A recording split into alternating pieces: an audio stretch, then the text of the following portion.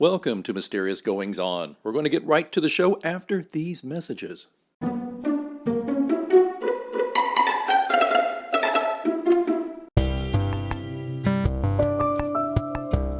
This episode is brought to you by Spotify and Anchor, your source for the best in music, podcasts, and more.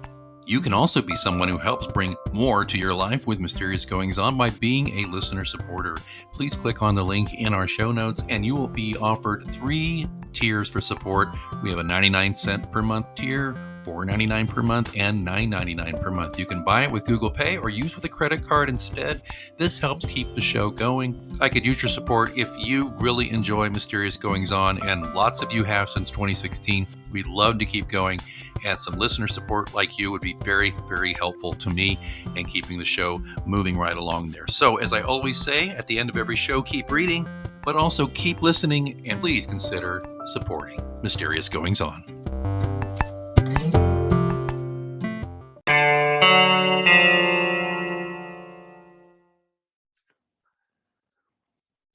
It's been said many times that it's a curse, an old Chinese curse. Don't know if it's true or not, that may you live in interesting times. Well, we certainly do live in interesting times in 21st century America, and many Americans may be asking themselves a lot of questions given our current political and social climate, including how do we survive amongst a fractured, divided nation? What happens if an extreme, rigid, corrupt government comes into being? How do we combat the dangers of a centralized power and power-hungry individuals? And finally, what happens when oil finally runs out and our energy grid is controlled by just one entity? Well, you're in luck because we have engineer and author Carl H. Mitchell with us today, who has imagined a dystopian world in his books that enlightens, informs, and of course, thankfully, entertains his readers. And we're going to talk to him today about his look into a not so distant future when the above questions get answered in a dramatic story. Carl H. Mitchell, good sir, welcome to Mysterious Goings On. Well, thank you very much for the invitation. It is certainly our pleasure to have you. You know, as I mentioned in the introduction about interesting times, I don't think it's a far leap to say that we are definitely living in interesting times, wouldn't you say? Yes, definitely. And, I basically I'm working on a trilogy. 2 of them are out, and I outlined the whole structure of the trilogy back maybe in 2010, 2012, what have you. The first book was completed in 2016, and it did have a dictatorship, if you will, that created a dystopian environment, which dystopia is basically the other side of utopia, which is considered, great for everybody, and dystopia is not great. But the leader of this group managed to capture all the oil, and what he didn't capture, he destroyed. So he had an iron fist on energy and used that to control make other nations bow down and do the service. And the structure of the novel involves a female president, and takes place in the year 2017, 2057, and she has plans to try and combat this evil dictator. Jason Beck is his name, and a New York City police detective from a diminished police department, because New York City itself is fractured into 15 neighborhoods. And so the story takes off from there. A dictatorship and a president. She's trying to fight this, and a New York detective vice president in the opening chapter is killed with four of the Secret Service agents. And he doesn't know basically what it is, but he's assigned to the case, and his police captain wants him to double check on the president. So that's where we are. We have a fractured Manhattan, a fractured basically world under the thumb of a dictator. And that book is Sundown, correct? Sundown, Yeah. Engineering Gives the Devil a Sunburn. Yeah, Sundown, yeah. I eventually reissued it. The cover, everything's the same, just the cover doesn't have engineering gave the devil a sunburn, because some people were confused by it. And actually one review, I don't think he read it, but gave 2 stars out of 5 and said the devil doesn't get a sunburn, he is a sunburn. So whatever. Well, So I figured no sense keeping that as a subtitle.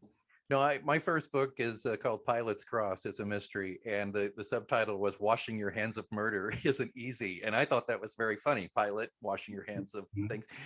People didn't get it. They thought it was an exercise book, first of all, because they misread pilot for Pilates, and then the whole washing the hands thing. Most people just didn't seem to get it, and but I thought it was the most hilarious thing I'd ever written. Probably sound familiar to you? Yeah, well, I had dreamed that up because the president, Lenora Allison is the character's name. She decides to fight back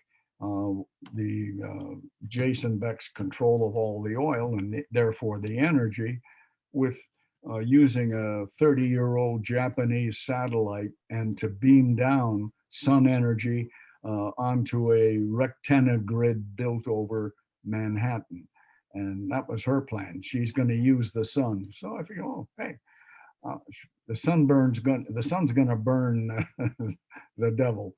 I totally love that. I like that. I like the entendre and the funny. It's just funny to me and amusing. And I like that. It shows that you have a sense of humor about things, which I like to read, particularly when I'm reading some dystopian stuff, because if it's all, and I love Cormac McCarthy, but if it's all the road and it's all depressing and dark the whole time, it's no fun to read. It's just terrible to read. So I like that. It sounds to me like you definitely have some humor mixed in here and some liveliness. Oh, yeah. Yeah, and the world that you encounter basically is controlled by this, the World Council, they call themselves, but it's not totally dark. It shows how you can fight against this and what have you, and it ends on a positive note. At least the first one does, with Jason Beck, the evil dictator, definitely under control in a sanitarium in New York, upstate New York, supposedly mentally deranged. Keyword supposedly. Supposedly, yeah. The second book picks up, and this is where I was a little bit spooky. I started writing that in 2016, the second book, Friendship City Hanging by a Thread. Again, 2016, I laid it out, or had it laid out already, started writing it, and it involves the remnants of this dictatorship struggling to gain control, and they do that by introducing a plague into the city, and the two characters, President Lenora Allison and the detective Nick Garvey, they have to combat this again and try and prevent the release of a deadly plague. I got kind of, as we entered into the pandemic here in 2020, basically I had finished the book and sent it off to a published author that I've dealt with that runs a critique and editing service. and it was in his hands when the pandemic struck. Uh, and but basically that book came out last month, August sometime. There was back and forth. I guess my publisher had been hacked and couldn't, didn't know exactly when it was going to come out. And so I've laid out the plans for book number 3 and I'm keeping my fingers crossed that it doesn't happen because the final resort is going to be this dictatorship attacking the financial well-being of not only this country but the world, making money worthless, and Oh, wow. so I hope that doesn't work. I keep my fingers crossed. Yeah, so that we're going to go from Sundown to Friendship City, and then, as you say, this upcoming third book. Yeah. Okay, and it is a little spooky. It's a little eerie that you have had your finger on the what actually seems to be happening, or at least at the very least, it's very, very coincidental. A lot of these things. Yes, I would say hopefully it coincidental. Yeah. Well, what could be America, in your estimation? What could America be like in a few decades if we continue this course we're on? We are a very divided nation socially, culturally right now. Yeah. Where do you see it going? I think eventually people are going to have to understand that you can have different viewpoints. You can debate, maybe even argue, as long as you're not throwing bricks at each other, and which seems to be one of the norms here. Either the bricks are thrown, or get out of the house, get out of this business. You can't uh, exist with me.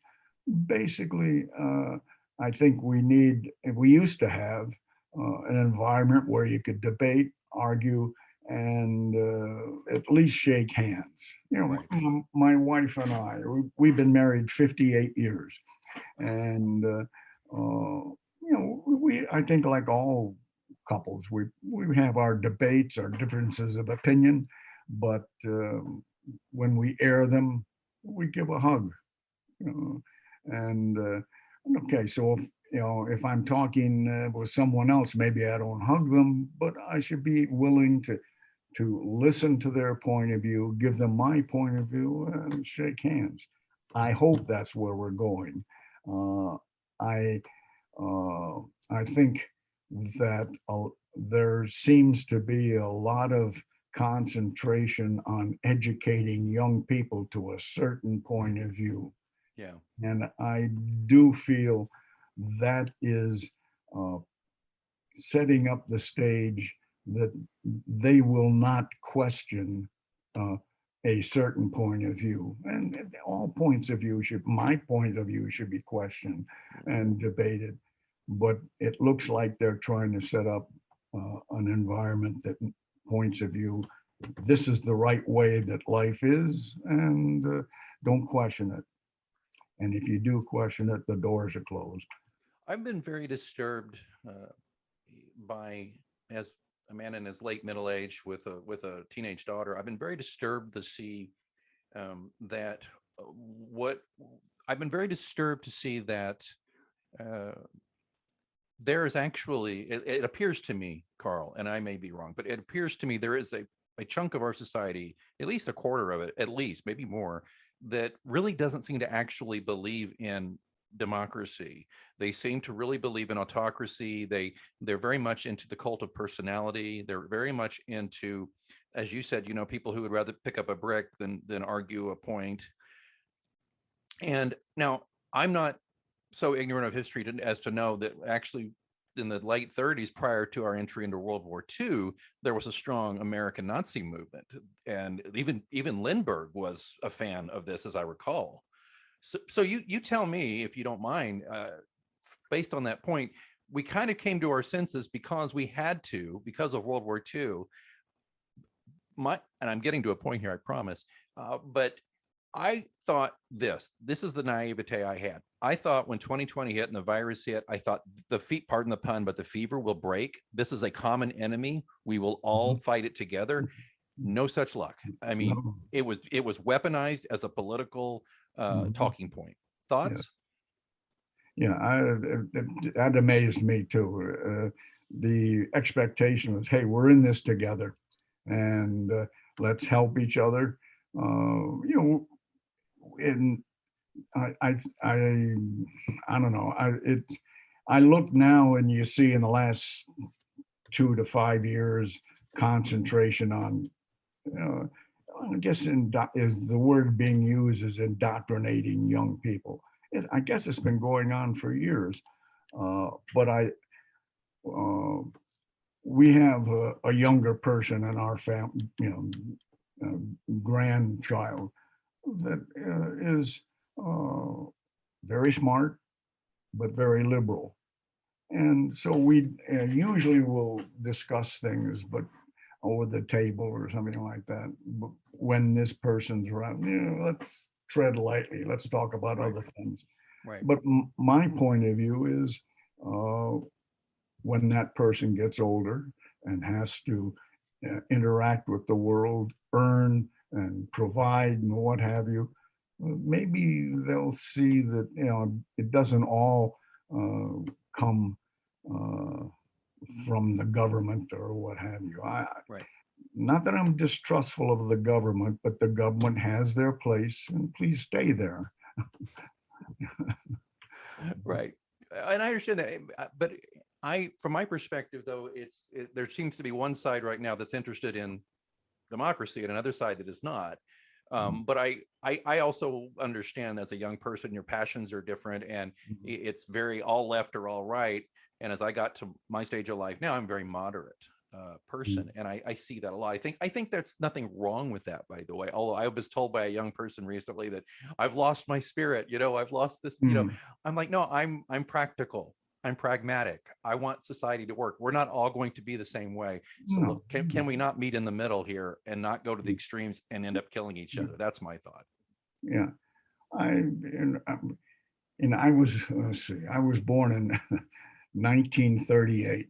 I'm 83 now, and you know, uh, I remember around 1943 or 44, a young toddler, and I mentioned to my mother, I said, "Gee, I'm so happy to be alive when President Roosevelt is running the country." Well, she's been a lifelong Republican. She said, well, but she never said he's evil or anything like that. And looking back on it, I don't agree with, now that I'm 83, everything he did, but he did, he pulled the country together. And if he'd been president in the last 10 years, he'd have been vilified. I think each president uh, going on has been and probably will be, hopefully for a short time, vilified.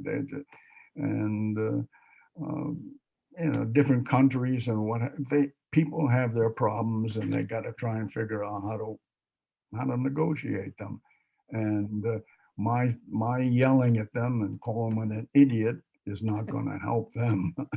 It's very true. Well, let's move forward here too. I'm fascinated by two things about your book here. That one, and this took me, and we don't need to give away why or anything, okay? But it would be more likely, I would think, that as an author, you would kill off the president, and then the female vice president is elevated, right? But you didn't, right? You killed the vice president. She was already president, or do I have that backwards? Yeah, I didn't go. I had laid out starting in 2010.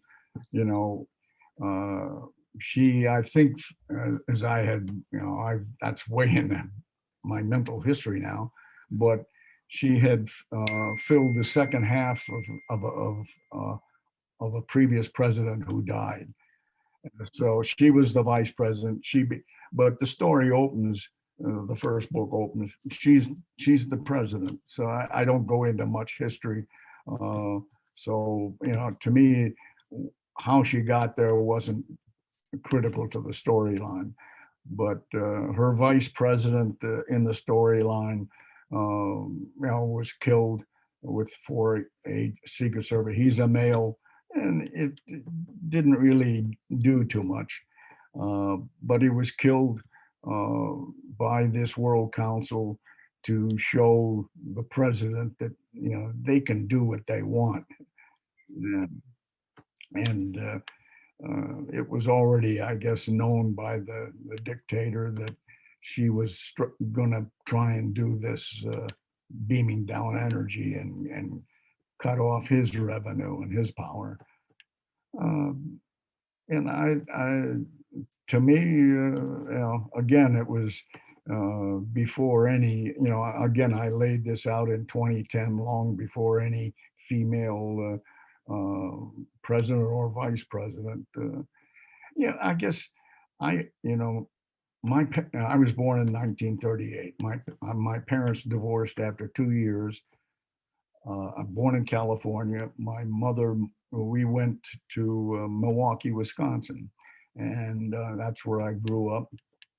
Went to, parochial or Catholic grade school, but I was always impressed. My mother got a job as a secretary to an executive at Nash Motors in Milwaukee, and I just grew up saying, "Gee, my mother is a very competent person and confident of her skills." And years later, when I went, to college in New Jersey, engineering school, I met my future wife, who struck me as very competent. And well, she was the president of her sorority. We met at a party. But for 58 years, I've always been in, I say women have been, I look to, confident women, and that's maybe what I put into the story with this, the president, Lenora Allison, competent. She's able to deal with problems. In the second book, my editor said, you got to give me some background on, on the president. And so I did. I worked in a short scene. Well, I love how you're so prescient too. The way you keep figuring these things out a decade at a time. So I'm going to ask you this now. What are you prognosticating for us? You did kind of hint at this earlier about your third book, and you hope it doesn't come to pass. But just looking forward, as someone who has a vast life experience and wisdom, and as a writer, as a fiction writer, what do you see coming up that you think could potentially happen in the next decade or so?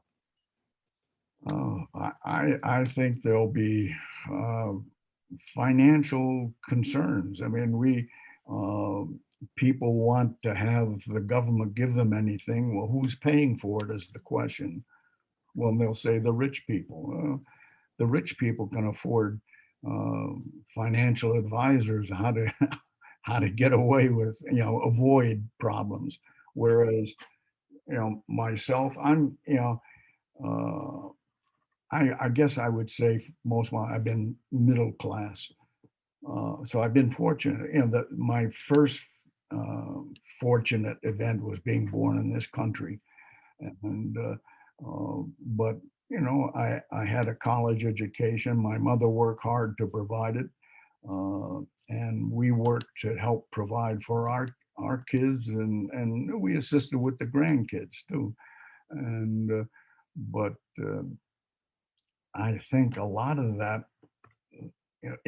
we had to do it. In the second book, I have an appendix where I asked, there was the Friendship City is a combination of Matamoros, Mexico, and Brownsville, Texas. They've been attacked by this World Council. They petition their governments, let us become autonomous.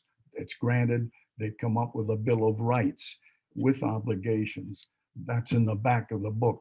And I came up with 10, and I asked people, via a newsletter and what have you, if they would contribute. So there's 18 more, I think, 18 more Bill of Rights suggestions And so I'm going to be in the third book.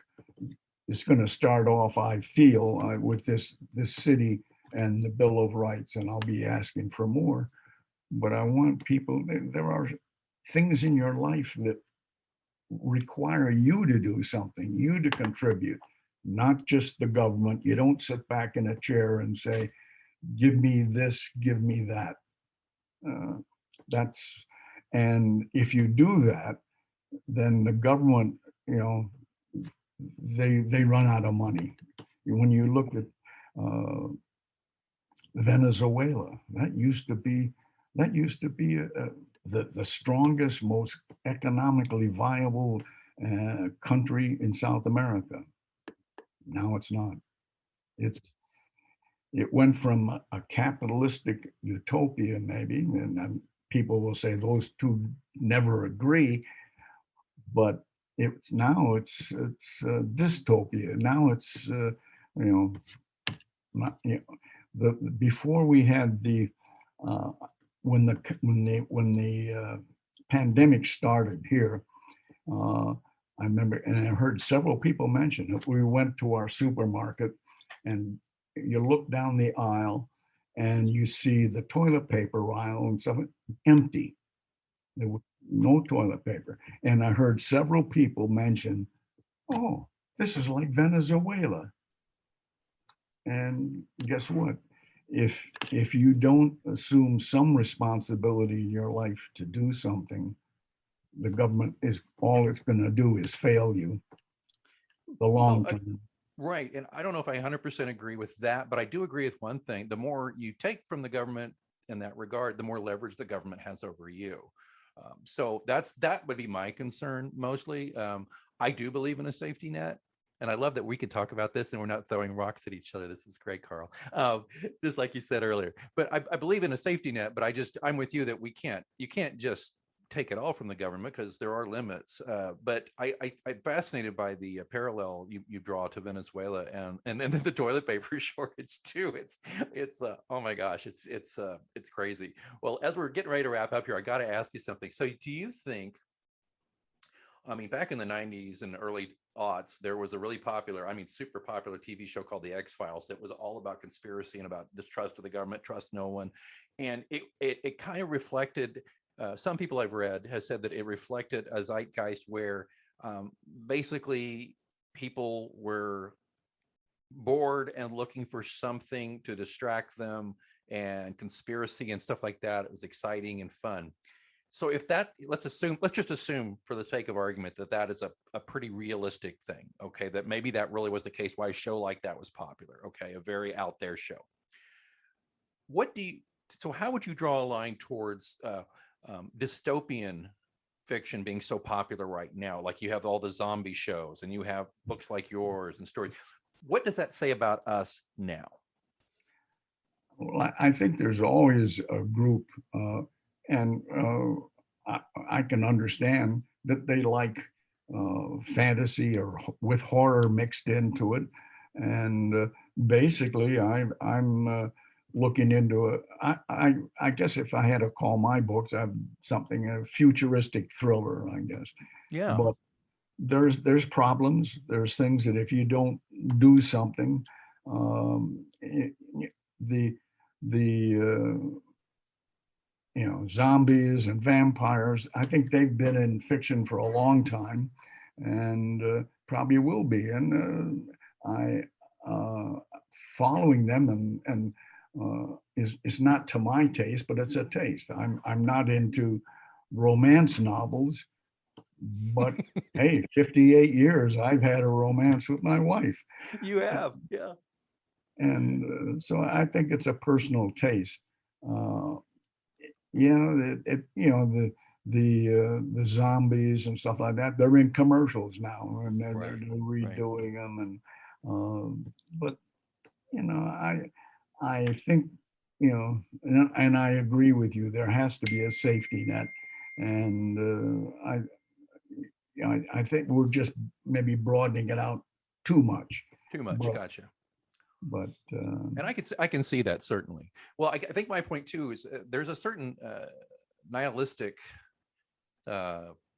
pattern to dystopic stuff, isn't there? But I think you would argue here. I'm going to make your argument for you because I've already heard you say this.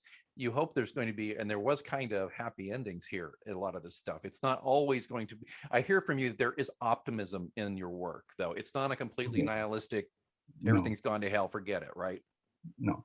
And, the detective, Nick Garvey, he has a daughter and a granddaughter, and there's problems in the family with that. And he has to, work that out and negotiate, different attitudes and what have you. So it's, to me, I know how the book is roughly going to end. I haven't written the third one, but it's going to end. People assume responsibility and work together. Yeah. There'll always be differences of opinion. That's right.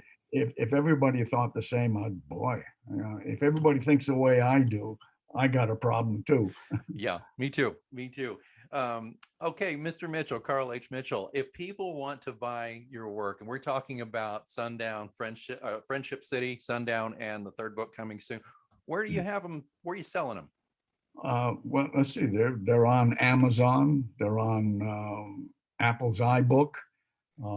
They're I guess Kobo, Barnes and Noble, and basically you go in. I guess what I do if I want to see how they're doing, I type in my name, Carl, Carl, space H space Mitchell, with Mitchell with two L's because my parents were generous. And, but that will, on Apple iBooks or Amazon or Barnes and Noble, that'll take you to actually the two books, and they're available. They went when I did the first book, I sent it out to I think over 50 different agents, and maybe a third of them responded. No. But I stumbled into, I guess, in checking websites, a book, Covenant Books, and they said, maybe we'll be interested. We don't want a book that's got explicit sex, gratuitous violence, or anti-Christian values. And I said, well, there's no explicit sex in the book. There's not even non-explicit sex. There's no gratuitous violence. There is violence, but it's plot driven. Right. And I said it's not anti-Christian. I said there's two nuns in the story, and I didn't tell them that they got shot after 2 chapters. But the two nuns had dinner and debating with a neighbor who was atheistic, what have you. And so they work together. Well, so this is okay. Well, this is great. And we will have links in the show notes, but I will also link to your excellent website. And everybody, you should go visit Carl H. Mitchell, and that is with the C and then Mitchell with 2 L's at the end.com, carlhmitchell.com. And he has links there. We'll have links in your show notes that'll be available at mgopod.com. But we also have a promo video I believe, for Sundown. Isn't that right? In there, and some synopsis. Yeah, and I have to update the website to put the new book in. It's been hectic the last few weeks. It never ends, though, right? I mean, there's always updating to do. I understand that. Yeah. Carl H. Mitchell, I really enjoyed speaking with you about your books. I'm looking forward to checking them out. And we just hope you'll come back when your third book's ready, and we'll talk some more here on Mysterious Goings On. Well, thank you very much for the invitation. And if the door's open, I'll definitely be looking to come back in. Very good. Thanks so much for listening to Mysterious Goings On. Don't forget, we have a complete archive of all of our interviews, monologues, updates, live readings, dead readings. All of that stuff is available at mgopod.com. And of course, don't forget to subscribe to us so you never miss an episode. We're on Apple Podcasts, Spotify, all the usual suspects. Please join us there. Again, don't forget, mgopod.com also has links where to find me on social media and how to get in touch in case you want to be a guest here on the show. Well, I think it's time that I move on for this week, but until next time, keep reading.